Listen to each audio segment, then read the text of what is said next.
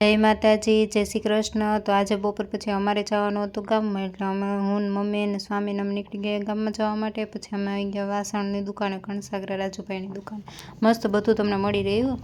પછી અમે આવી ગયા મોલમાં, સાંઈબાબા સેલમાં।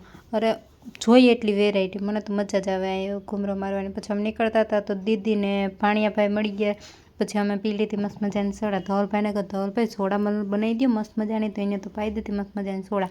માણાવદરમાં અપનાવાળાની સોડા મસ્ત હો।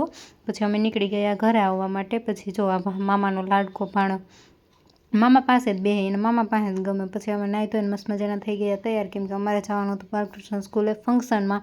એટલે જો આનો હરખ તો જો, આનું નામ રીવાન છે, કેવો હરખ પદુડો છે, લાવ હું જ ફટાફટ બેસી જાઉં કે મમ્મીને કોઈને મામીને નથી લેવા। પછી અમે નીકળી ગયા તૈયાર થઈ અને સ્કૂલે જવા માટે। તો સ્કૂલવાળાએ તો શેરી ચાલુ થાય ને ત્યાંથી જ એનું પેમ્પલેટ ને ટ્રાફિક ને એટલું હતું ને, અને ફંક્શન પણ જોરદાર હતું। પછી અમે તો આવીને ડાયરેક્ટ આવી ગયા જમવા માટે। પછી મસ્ત મજાનું જમી લીધું મેં ભાણાભાઈ અને મસ્ત મજાનું। પછી અમે આવી ગયા સ્કૂલે, જે ફંક્શન હતું ત્યાં, અને ટ્રાફિક તો હદ બહારનું ટ્રાફિક હતું, અને પણ મજા એવી આવી। પછી જો હું દીદીને તો અમે મસ્ત જગ્યા ગોતીને બેસી ગયા, અને થોડીક વાર થઈને તો ફંક્શન પણ ચાલુ થયું। ચાલો હું તમને પણ બતાવું।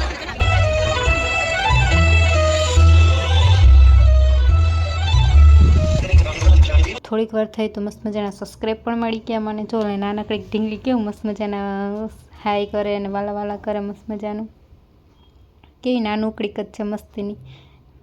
એ કે હું તમારા વિડીયો જોઉં। પછી અમે બધા આવી ગયા ઘરે, હું સ્વામીને બધા આવી ગયા ઘરે। ફંક્શન તો હજી ચાલુ જ હતું। તો આજ માટે આટલું જ, હવે મળીએ કાલના નવા વ્લોગ સાથે, ત્યાં સુધી ટાટા બાય બાય।